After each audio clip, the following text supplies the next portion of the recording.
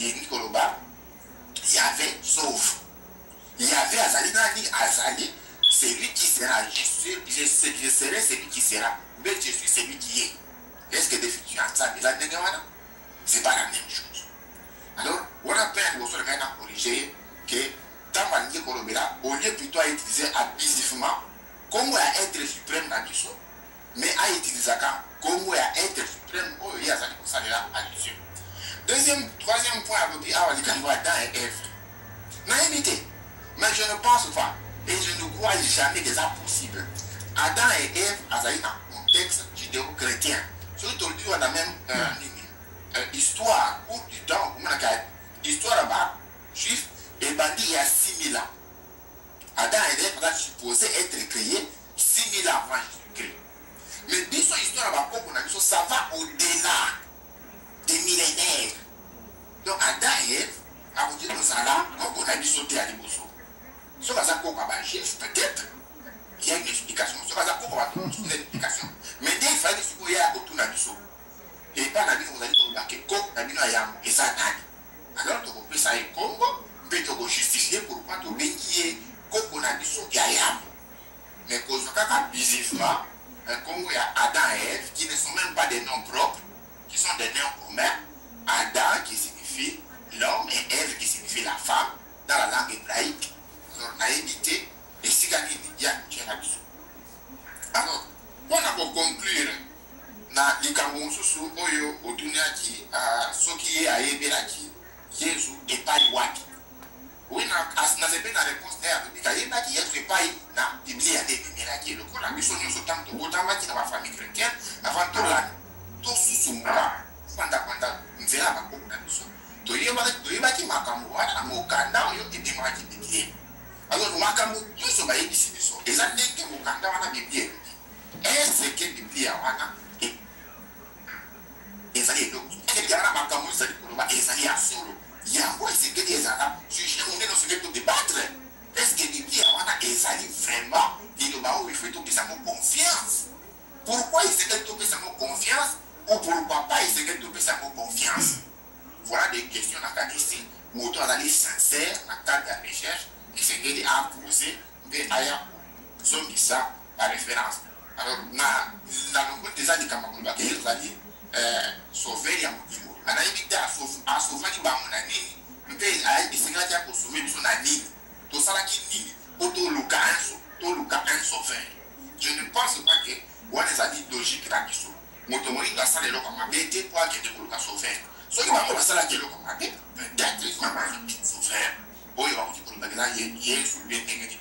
Mais moto moyindo na ndenge kaka tali bazali te kosala biso plus bamabe ebele ke biso tosalaki un certain mabe po esengeli toluka un sauveur. Donc likambo ya sauveur wana azali komona esika nini te tokutiango na cadre ya contexte ya bokoko na biso ezali te ezali makambo bamemelaki biso mingi na 1482 mpona bato etali Fritz Krag.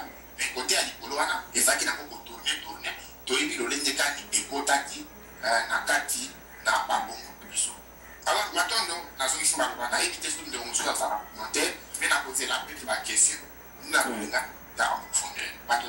Atuka matondo mingi bamama batata bandeko lelo ezali matata lelo ezali matata parce que ezali nzela ya koyeba nzela komema biso na boyebi nzela komema biso na connaissance parce que kobunga ya moto moyindo ezali liwa ya mobimba. Bamama batata bandeko bana somi ya mboka Kongo baladi ya 3 fois W radio na biso RBK vraiment bolanda obena bokibi bozala bobena Kenya mituna na bino bokoma kaka tango tokofungula singa bungo boya kokota pamba te lelo ezali opesimbwa ngwabo ndeko za bwana tozala nanu kaka wana Kenya tokende none pa ya papa sasa tope apesimwa mituna na yawa ngana koya kopesa yango pour être okoka koyanola. Alors, Zelanan. Alors, Bolimbisi ndeko. Toko pesa yo maloba, zela tozo kenda graduellement, malembe tozali na ngonga. tozali na ngonga mais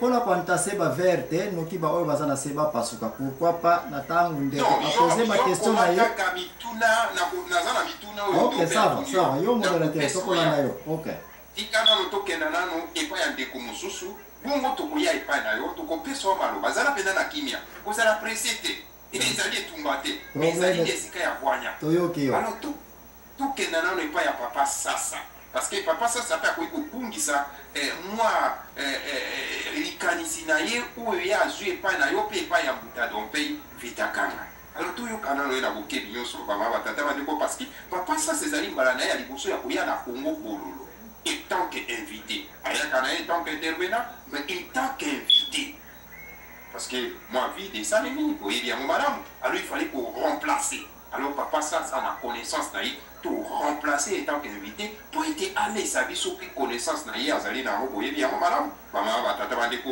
moko oyo azali kolobela solo penda okoko ya bayindo papa sasa yo lobi bwi na maimoso yo sili koyoka na poko ya lelo malobo mboka matondo ndeko na ngai bopeli kopala na bokotisi na yo mpenza malamu mpe na malobo pesi ngai lisusu na poko ya lelo napesi mpe mbote na ndeko na ngai zambwana esika ye azali en tout cas eloko nakoki kosenga na ye yango nga nakende kobanda koloba eza ke nabandi na mokanda oyo tozotanga oyo ye aza nango balobi fruit ya saint esprit eza maîtrise de soi akocontredire na ngai nango te ayebi yango malamu alors na eloko na kosenga na ye mpenza mingimingi eza tozala na maîtrise tozali na kati na libota biso nyonso tozali awa nga nazali ndeko na yo kongole oyo euti koyoka liboso mpe aza ndeko na yo kongole epuis modérateur oyo aza kosala aza mpe ndeko na yo kongole toza na kati na libota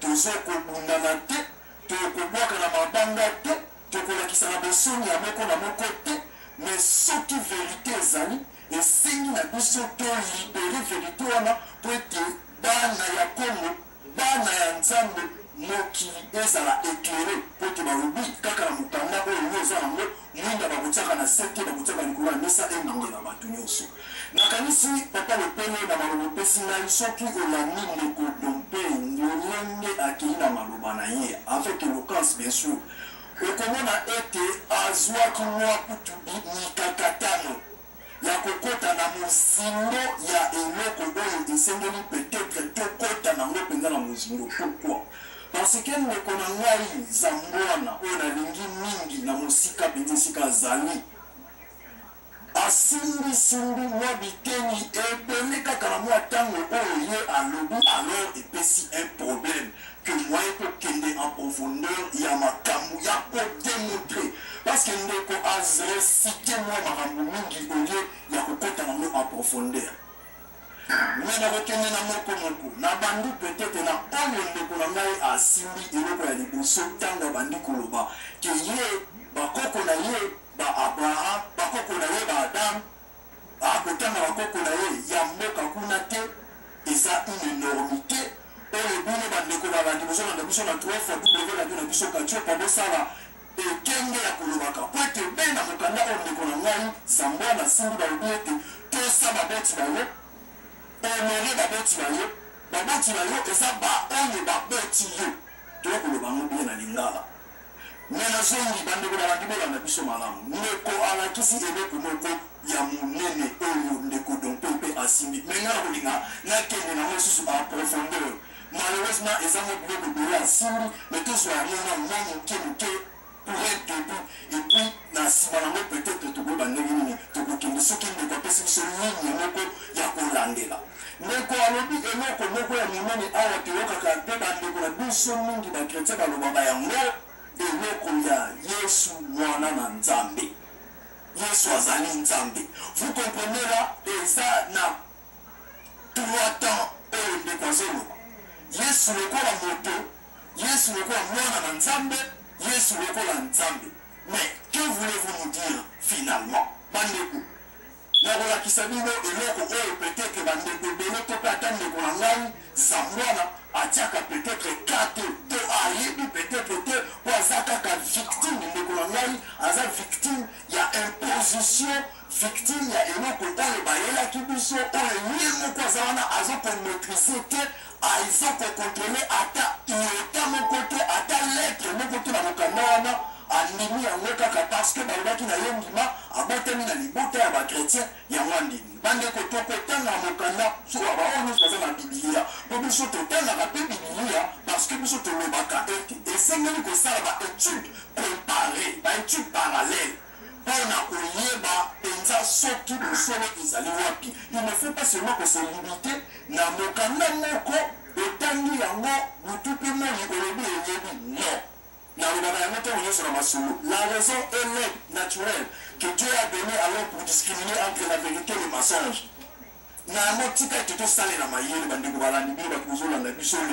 Matthieu 3, 16 à 17.